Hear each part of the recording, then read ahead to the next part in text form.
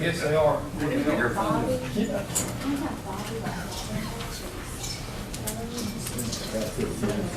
All right, well, my name is Tyson Raper. I'm going to go ahead and get started this afternoon. Thank you all for coming. I'm going to talk today about managing cotton fertility in the sub-70 cent market. And it's a big topic to cover in 30 minutes. I'm going to touch on nitrogen and sulfur. I won't be talking much about phosphorus. I do have one slide in here. And then I'm going to talk very briefly about the site-specific management of nitrogen with all the sale of UAVs over the Christmas holidays. I felt like that was appropriate. So for most of you in the room, you are very aware that nitrogen is very important to cotton production. Overall, it is the most yield-restricting nutrient. It limits yield and lowers quality. But the issue with cotton and nitrogen is that excess can cause rank growth, boll rot, and harvesting difficulties. It also causes an increased need for growth regulators, insecticides, and defoliants. And the carryover is of environmental concern. And I think it's appropriate to address this at the Conservation Systems meeting. It is applied in the largest quantities, composes a large percentage of input costs, and these are very closely coupled to energy costs. So I want to spend a little time looking at the response of cotton to additional nitrogen. This is some work that we did at Mississippi State with Dr. Jack Barco. And I've got kilograms per hectare on the bottom, but the rate that we used was 40, 80, and 120 pounds of nitrogen. Now, what you can see here with total nitrogen uptake on the y-axis, again in rate on the x-axis, as we added nitrogen, we increased nitrogen uptake.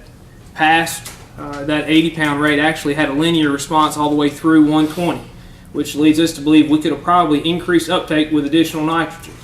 But what I want to point out is we did not see an increase in lint yield above that 80-pound rate. So we seem to maximize our agronomic yield and then exceed that agronomic and begin to reduce yields with the additional application of nitrogen. This is similar to research that's been conducted across the belt. And so this is a regional study that Dr. Chris Main headed up several years ago, I believe, published very recently, where he looked at two different sets of sites. He had 20 total site years. He had what he classified to be responsive sites and then all sites, and he analyzed these separately. Regardless of which subset you decide to look at, what we can clearly see is when we look at applied nitrogen, we do see a maximum very close to 80 pounds, and then a flat line or slight reduction as we get to that 120-pound nitrogen rate. Now, to really show the whole picture, if you took pre-plant soil nitrate tests, you had a very clear idea of what the plant was actually seeing. We see a very strong quadratic response when we incorporate or include that addition of that pre-plant soil nitrate test. Maximum yields were noted again close to that 100-pound total rate, both the applied and the soil test, nitrate test, in both the responsive and all average sites. So why is this happening? And this is a picture that I use. Maybe another picture would be more appropriate. This is chimera. This is a genetic mutation, but I had the picture, so I wanted to talk a little bit about subtending leaf and that fruiting body that's associated with that subtending leaf. As we start adding nitrogen, we increase plant height. We encourage that monopodial branch growth.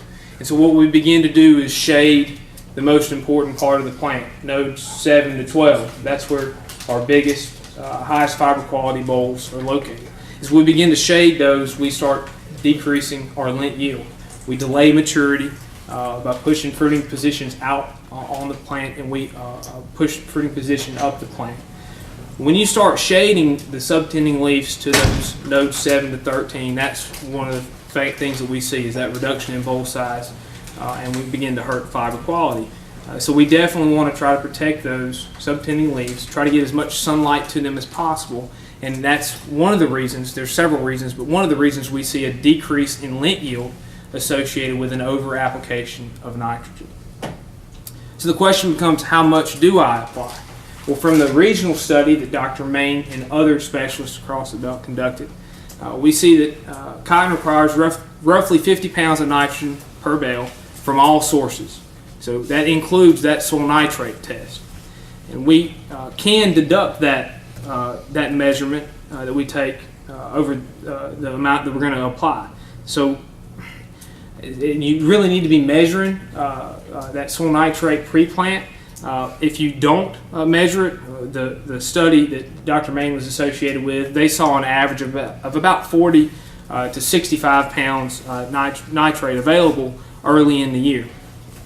That puts us right in line with our university recommendations of about 80 to 120 pounds of nitrogen per year, especially if you consider the formula. And I know it's fairly low on the screen for some in the back, but if you try to calculate the amount of fertilizer you need to apply, let's just say we have an expected number of bales, a target of 3 bale times 50 pounds. That'd be 150 pounds total nitrogen that we need, minus 50 pounds of soil nitrate available early in the year. That's 100 pounds, and that 100 pounds hits our university rate right in the center.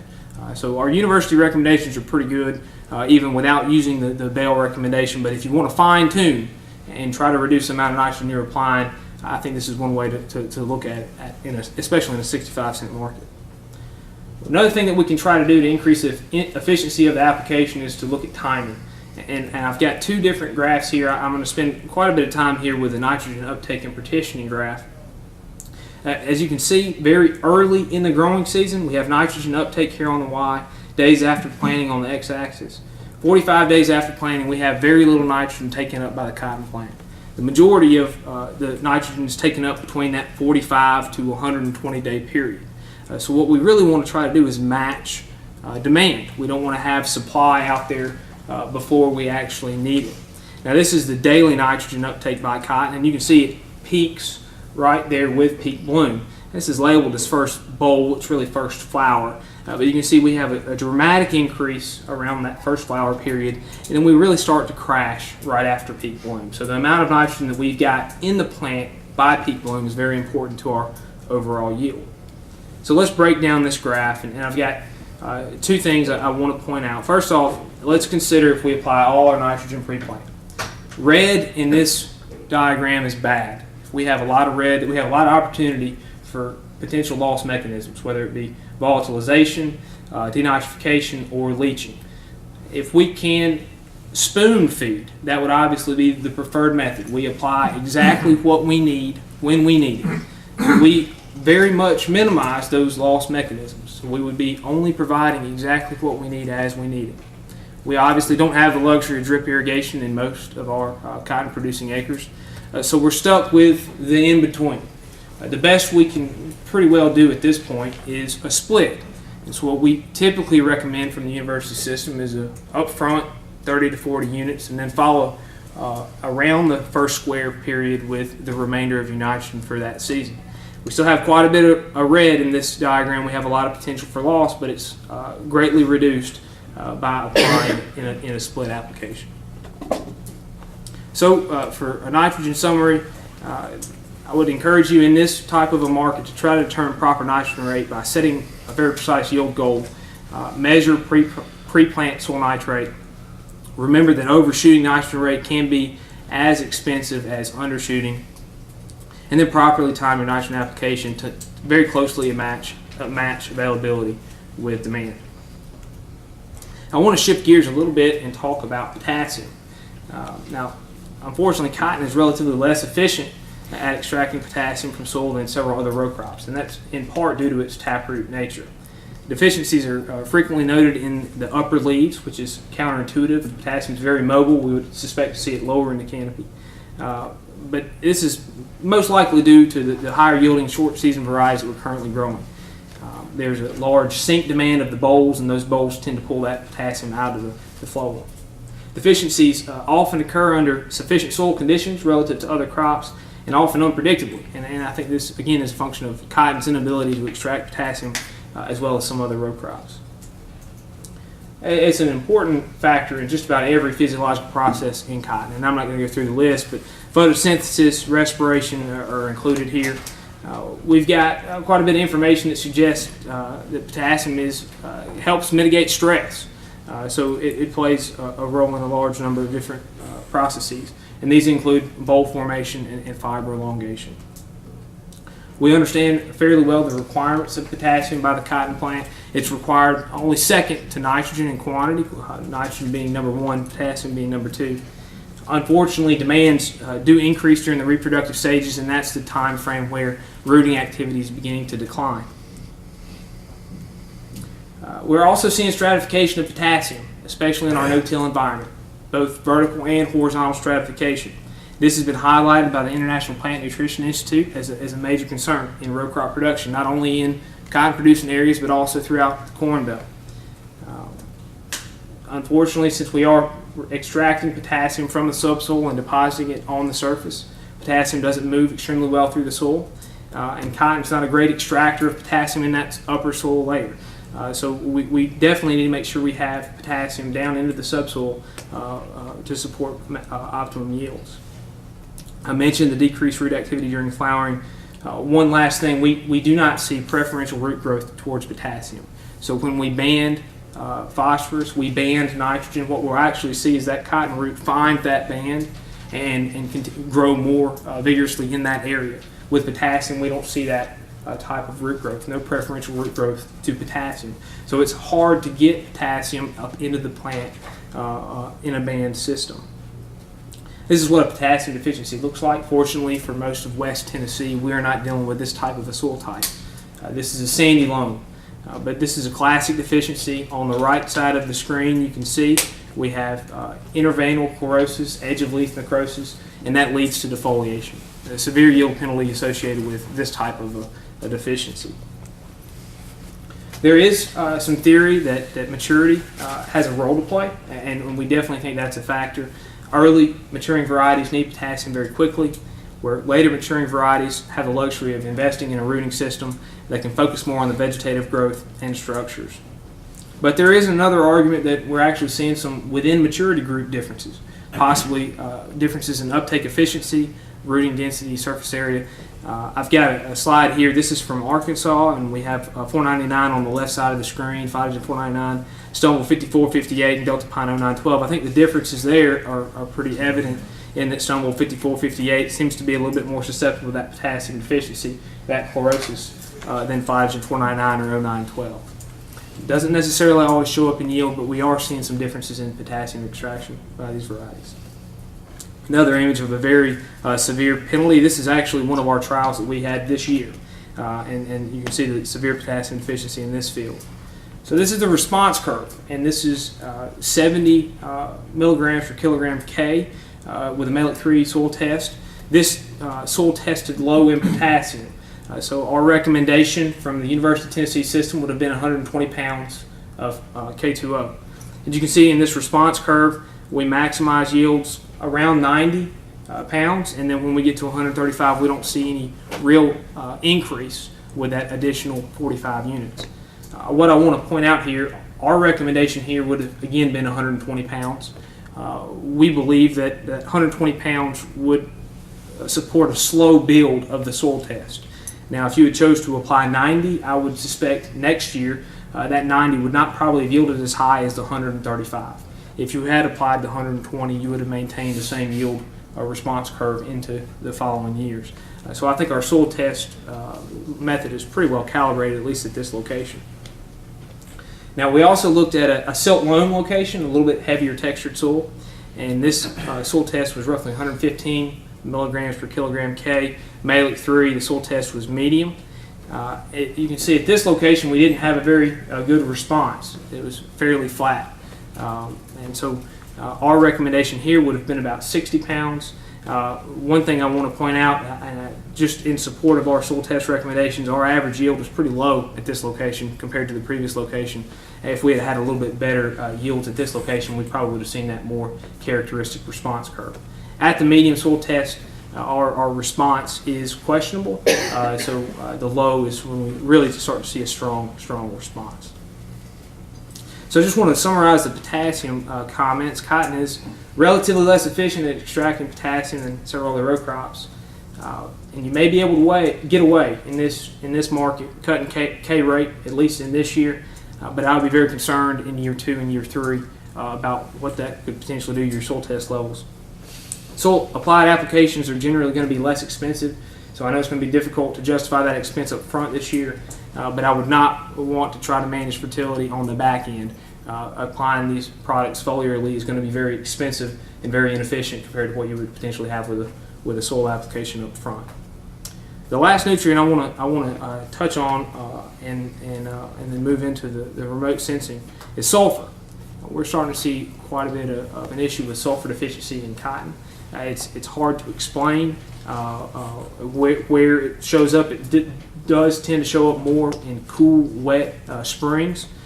This is an image we had. The left side of the image would be 20 pounds of sulfur applied in the form of ammonium sulfate versus a check plot, and you can see that the differences are pretty substantial.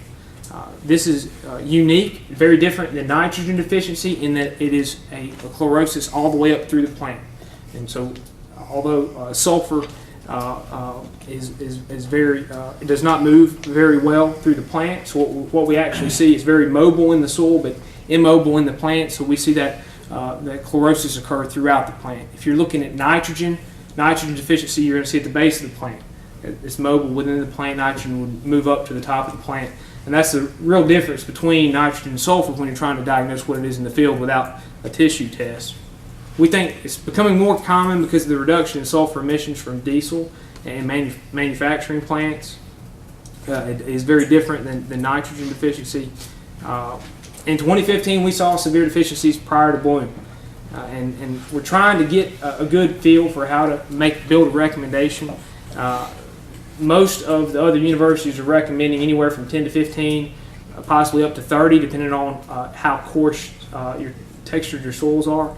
But it looks like we're going to end up falling somewhere close to a 10-pound S recommendation on soils that you think you're going to have a response. And the best source that we found is ammonium sulfate. That at least prevents the deficiency. We have seen in the trials that we're conducting a yield penalty as great as 10% associated with sulfur deficiency. The last thing I wanted to comment on was the managing variability in cotton fertility. This is a picture I took. I was driving down the road in North Alabama and looked out across this field, and I don't know if it shows up real well there, but you can definitely see some differences in color. We had potassium deficiency, water stress, nitrogen deficiency. Some of these areas were cut out and trying to open up, and some of these areas still had blooms on the plants. So obviously this is a very variable field. I'm not saying this characterizes every field in the humid Mid-South and Southeast, but it is fairly common. Now, I took a chance when I got back to the office and I pulled an aerial image of this field. Drawing a management map for this field will be very, very difficult. And luckily, most of us don't have to deal with this type of variability. But there's obviously some potential there for site-specific management. And I think we're doing a pretty good job with phosphorus and potassium. The question becomes, how do we address nitrogen? UAVs definitely have some potential. And the reason that I think they have potential is we can see the differences. This is on the left side of the screen. You've got nitrogen deficient area, you have a nitrogen sufficient on the right side. We understand as agronomists or physiologists what the characteristics are, right? Chlorosis, stunning versus lush dark green growth. It's very easy to measure these differences spectrally. We can, with expensive spectrometers, figure out what the signature response curve is, key in on certain areas of the curve, and then try to differentiate. So long as we know that one area is nitrogen deficient and one area is nitrogen sufficient. It gets very complicated when you have other factors involved. If you have potassium, if you have water stress, texture differences.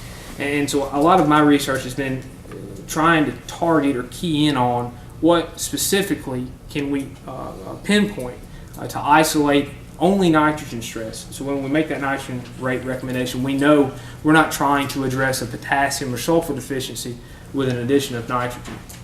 This research it was part of my master's research, and where we were trying to look at NDVI. Now, NDVI is a word that I hear a lot, and I think it's often misused, but NDVI is a stress index. It does not tell you what type of stress you're undergoing. It just tells you you're having some type of stress. It is very important to make sure you interpret that data correctly. NDVI is very susceptible to changes in biomass. And that's what I wanted to highlight here. I've got NDVI here on the y-axis and plant height on the x-axis. And you can see the relationship here, the spread of the data points around the line. It's very tight. So NDVI did a very good job of predicting biomass. What it did not do a very good job of was predicting total nitrogen content. And that's this line here. You see we've got quite a bit of spread around that line. What my research has been trying to do is let's look at other indices that are a little bit better at highlighting nitrogen stress and ignoring those other stresses that we're not really trying to target. The simplified canopy chlorophyll content index is one of those. And you can see we still don't have a great relationship, but we're getting closer to being able to differentiate nitrogen stress from some of the other stresses. So that's what I wanted to highlight there. Another thing that I think is pretty interesting, and again to the UAV user, I think it's pretty could be a game changer, is digital image analysis. So we have the ability now to analyze each individual pixel, even with just your smartphone. Now this is some research that came out of Arkansas. I did do a little work with it in cotton, but it specifically came out of turf, where they were looking at dark green color index and differentiating between nitrogen content using a color standard board. And so basically what they were doing, they had this color standard board with yellow and green color standards on it that would lay a corn leaf across the pink area, take a snapshot, and then the computer would normalize the image with those two color standards and determine nitrogen content of that leaf. What I was doing in cotton, a relationship of 0.818 with chlorophyll content. Very, very good. When we were looking at percent leaf nitrogen, around 0.5 or 0.6, so not perfect. But when you talk about just taking a camera out into a field and getting a pretty good idea of what your nitrogen status is, a lot of potential for this type of measurement in the future. We do need color standards to normalize it, but for an in-season fine-tuning nitrogen management tool, I believe the whole system costs $150, $50 for the board, $100 for the app. Definitely something to consider. So I'll wrap up. Just in summary, nitrogen, I think the university system is pretty close to right. You know, if you're trying to cut costs, I wouldn't monkey too much and try to reduce too much the 80 to 120 pound rate. We've got a pretty good feel for how much we need there.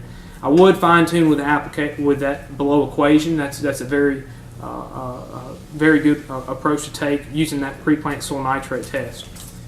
From phosphorus and potassium standpoint, our recommendations are established to slowly build soil test levels. We're not trying to drastically increase soil test levels. We're not trying to just meet demand of the crop. You could reduce those slightly in a year like this, but I do think in future years that's going to hurt you. Our university recommended rates, I'd encourage you to go to your state, but ours are listed here and are on the news.utcrops blog site. As far as sulfur goes, the research is ongoing, but due to the recent increase in response that we've noted, if you call me and ask me how much I think you should apply, I would at least be looking at 10 pounds of X. That's not our official recommendation, but I've seen enough of a response that that's where I would lean. I have a tremendous number of resources on our website, utcrops.com and news.utcrops, and I've got my contact information here. So if I can answer any questions now, I think we have a few minutes here, about 5 minutes, before I hand it off to Mr. Moody. What's your dog's name? Dr. Boylan, you had me shaking up here. I was afraid you was going to ask me about potassium or brew. No, I do have a potassium. Okay, all right. In your slides, you were showing it's very late season symptomology. Yes, sir. How do you differentiate between potassium leaves and maturity coming in? So we did have in this study we did have checks and all. You know, we had the full rate response out there, Yeah. and so we didn't see any type of. Those images were taken at maturity. We did take node counts and plant heights as well. I don't think the same variety across this trial. I think it was just potassium and not associated with a maturity issue at all. But if you went out in the field, how would you determine if it's potassium or mature, just natural maturation? The interveinal chlorosis and the edge of leaf necrosis, to me, is very easy to recognize compared to just maturity. Where you would maturity, where you would see more of the the reds coming through, and almost more. It wouldn't be edge of leaf; it'd be more uniform throughout the whole leaf. And it kind of follow, if it's occurring that late, do you think it's really going to affect the yield that much? If the symptomology is not coming in until it looks like maybe confounded with maturity. Well, and so with the variety slide that I showed, the Stonewall 5458, we saw a lot of potassium deficiency symptoms, but we didn't really see any yield penalty associated with it. I think part of it is the ability of that variety to scavenge potassium out of those vegetative structures and move them into reproductive structures. I think that's maybe our higher yielding varieties are a little bit better at translocating those nutrients than some of our lower yielding varieties. So yes, sir. I think you're onto something there, that we may see the deficiency and it may not actually be a yield penalty occurring. Even if it's not yield penalty occurring, and you're carrying it all the way through to quality and looking to see if you get any decrease in the table lengths. We didn't see any strong, and so actually this project was right in front of another project we're doing with Cotton Incorporated, and across that regional analysis, we did not see consistent responses in fiber quality to addition of potassium, which was a surprise. You know, especially with how important potassium is to that bulb formation and fiber elongation. But we didn't see it, and we'll continue that research. One thing that we have seen in pulling some tissue tests is that we're continually showing on not a video but on the leaf tissue that the potassium is showing that it's in the acceptable range. You know, it's not high, not low, it's in the acceptable range, and yet we're still having some alternera, alternera leaf spot, and some other foliar diseases that tend to be attributed to low potash in the plant. Any insight on any of that? That's, you could probably increase K concentration by adding more potassium. One of the things with the critical test value, tissue test values, is I think, and really looking at 499 and maybe 0912, you have differences even in color of the leaf if everything's right. That's right. And so when you start looking at critical test values, I think it really depends on what variety was that test developed with. Okay. And I think sometimes you can see some changes. Well, what about it as from a recommendation standpoint? Do you feel like that because of some of the some of the yield increases that we've got that exist on some dryland crops, that maybe some of the recommendations from a nutrient level standpoint are not adequate from a because it says that we've got adequate K in the plant tissue, and yet we're still finding that we're having diseases that are allegedly at least being onset by low potassium. And I mean, is it the fact that we just don't have enough available for them? Hey, that's a good comment.